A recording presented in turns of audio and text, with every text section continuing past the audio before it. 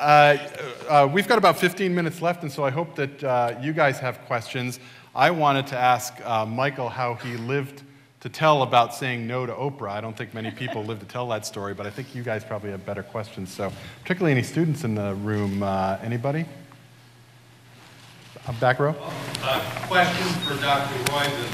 You speak about wellness in the workplace, and you talk about your experience with an organization with 41,000 people, and also dealing with large corporations, I assume, in Ohio.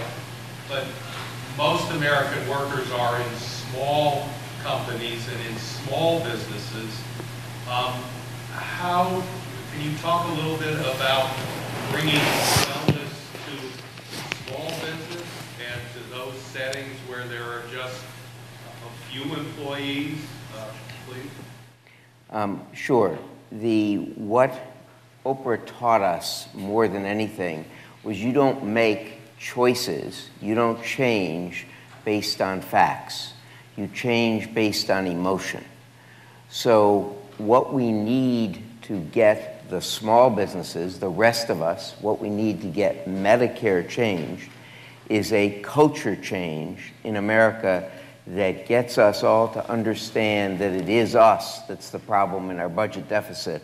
Our problem is only health care. If you keep health care at the level we spent at in 2002, we never have, or for the same disease with the same cost of living as the rest of things, we never have a budget deficit, even now. So it is to get the emotion to understand we need a culture change, and then to get the incentives right. So I got to work earlier with the gang of 6 to 10, whether you call it that. That never has gotten enacted because they didn't get the cram down from the host that they expected. But now we're working so that there is a way of changing the insurance process for Medicare and for the rest of us so that there are incentives for us to stay well that are large enough that get you to get the environmental change and cultural change that sustains change. Let me go and do a couple more minutes. This is my normal hour-and-a-half lecture I get to give, so I hope you don't mind missing dinner. But in fact, the process is what you have to do to keep change is to change the environment so you aren't tempted. None of us are good enough that if we have what I would call aging food in our home to avoid it. You will have it. So what you have to do is change the environment, not only for food, and you probably saw some of the Cleveland Clinic stuff on food and the recent CNN, the last heart attack that Sanjay Gupta did, but not only for food, but for physical activity, for toxins such as tobacco, and for managing stress. All of those can be brought in to an insurance process or to an incentive process so that we can keep changed. Let me give another example. If, in fact, you get everyone to have 5 normalities at the time they enter Medicare, 25 years ago for you, my current year, if you will, if you get normal blood pressure, normal waist for height, no cotinine in the urine, which is no tobacco, normal lipids, and normal glucose, all of which are achievable by everyone, literally everyone. Maybe 2% can't, but you can get them close, and then you can get a doctor's note saying he's doing everything or she's doing everything they can to get there. If you do that, the cost of Medicare lifetime is 50 to 66%, only 2 studies, but both large, 50 to 66% of the non. So the difference in cost per year is $18,000 versus $6,000 in today's dollars. What that means is I can give you $2,000 every 5 years if you stay normal, after 5 years and every year thereafter. I can give your physician the same amount. And if you don't think that $2,000 per patient extra to a physician, if he's got 600 patients, that's 1.2 million, or 300 Medicare patients, that's 600,000 more, and he won't badger you to get normal, and you won't be motivated to get normal, and you can build in some sticks in it, so if where participation isn't 35%, isn't 65%, doesn't work.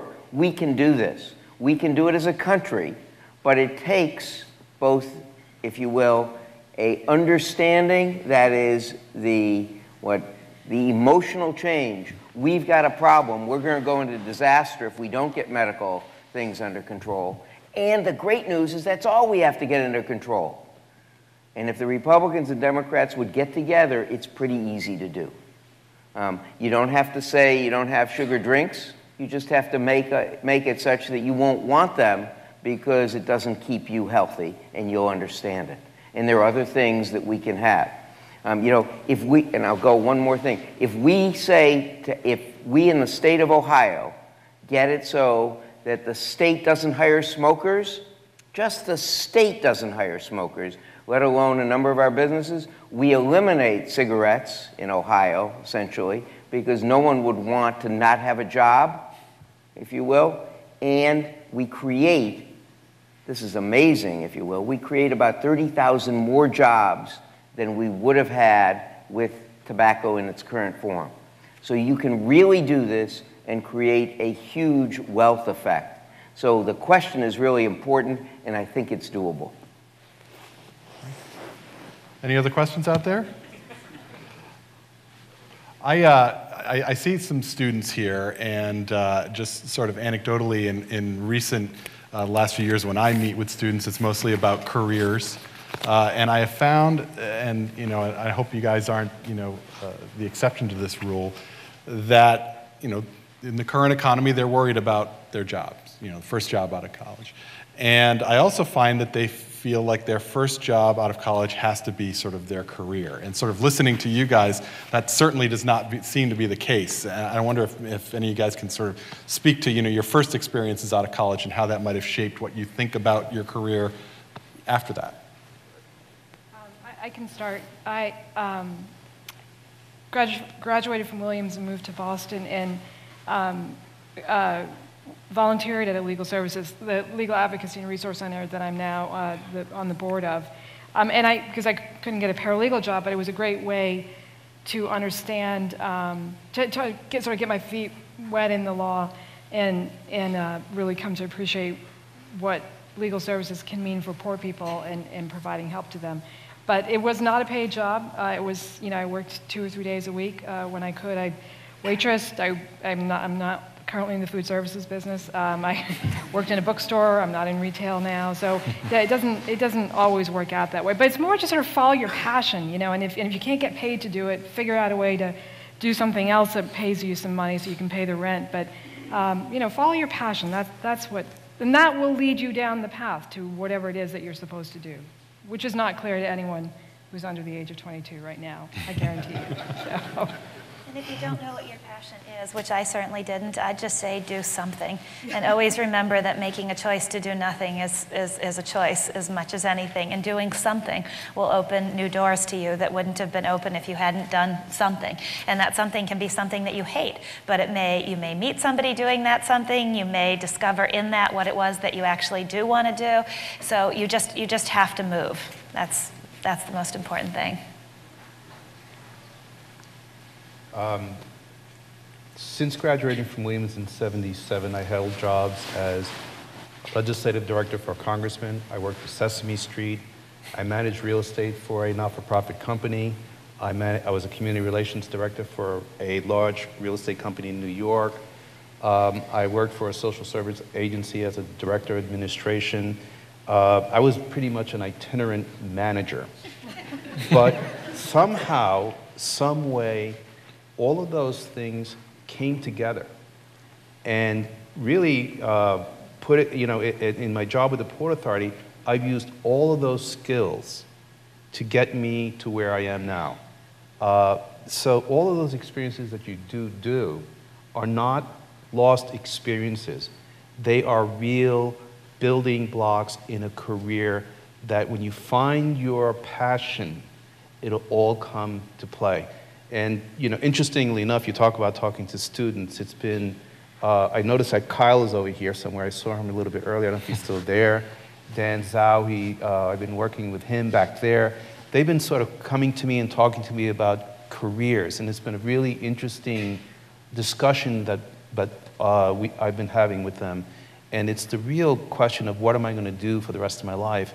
And I said, you're too early to make that decision about what you're going to do for the rest of your life. It's a time to experiment, a time that you can find yourself, and a time to find your passion, because you don't lose that experience. You really don't. I couldn't say it any better than Bethany, actually.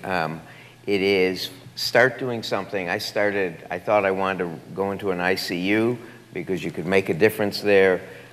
It was in finding out that what made a difference to patients was, in fact, their calendar age, and how to make their calendar age different than they thought it was actually a key. So it is what you said, Bethany, is start someplace, doesn't matter where, do something you want to do, and you will then find a passion that, in fact, invigorates you, and that's still what does it. Excellent.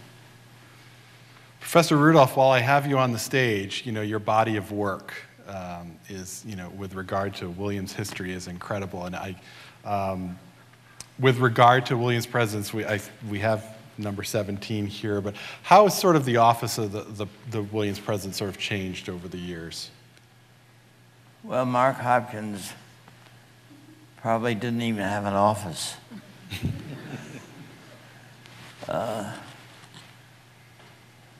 He was a teacher, and he barely functioned as a president. There weren't all these administrators in those days. Today, and Finney Baxter's era may have been the end of,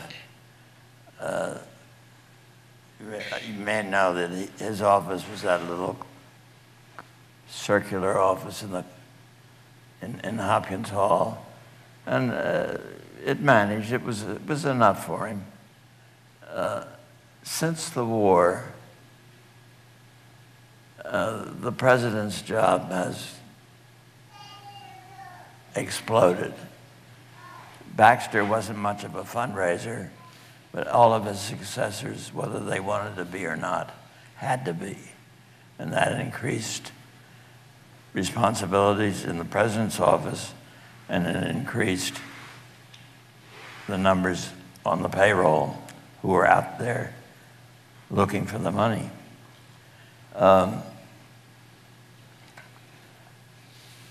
The recent presidents all fall into the same roles. The one president who distinguishes himself from all the others, it seems to me, is Jack Sawyer, who changed the place.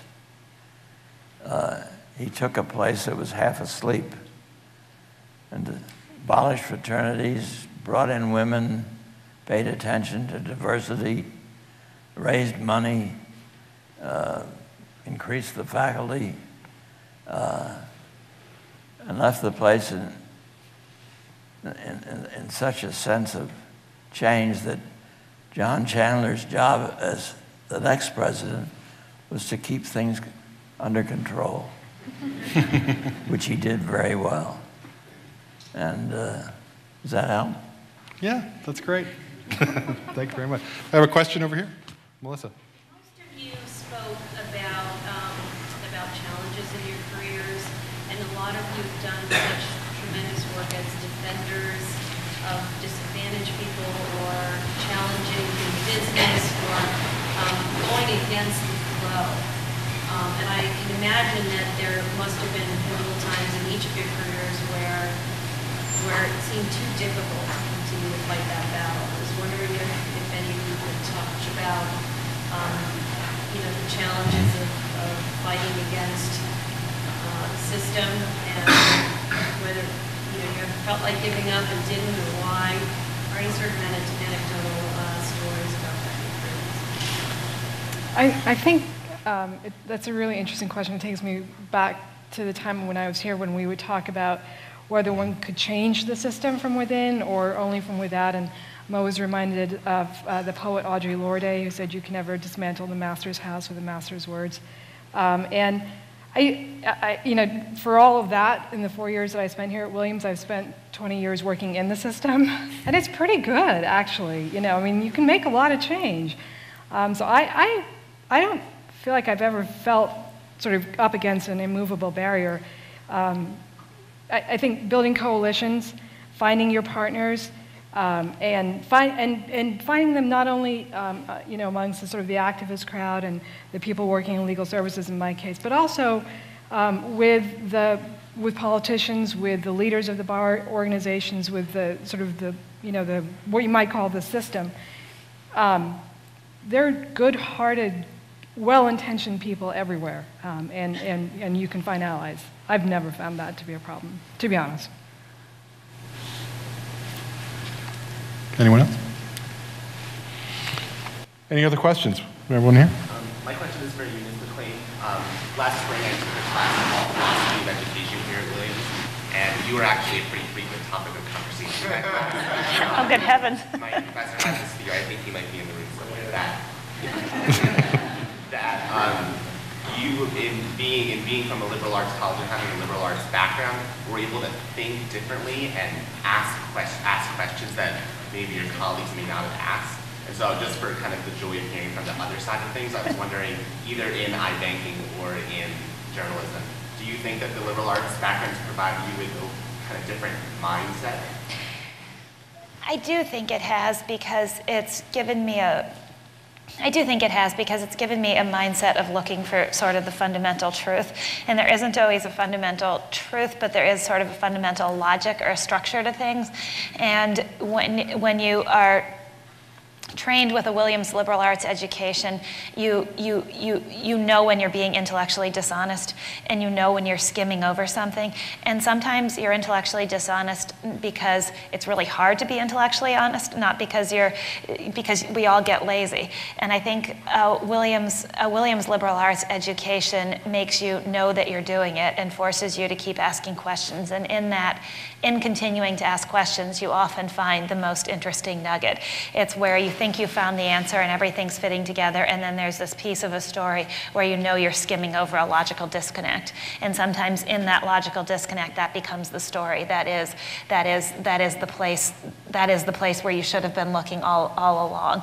And so I think a Williams liberal arts education gives you both your questions, the ability to know what your questions are, and the ability to get an answer for your questions. And I think that's incredibly critical, but also a kind of intellectual honesty that will serve you very well in life, that makes you say, this doesn't work, this isn't adding up, I'm still missing something here. And so I think those are all really critical pieces.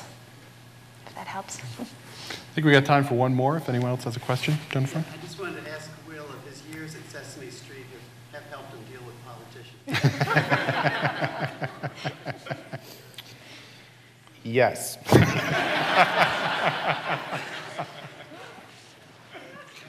Well, that's a good way to end.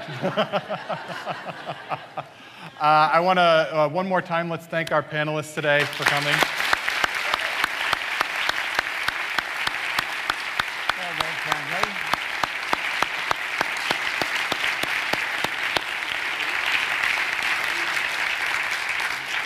The great thing about these Bicentennial Medals with Williams is we have such a great pool to choose from, and you guys rose to the top. So thank you again. Thank you for coming, and enjoy your dinner. Good night.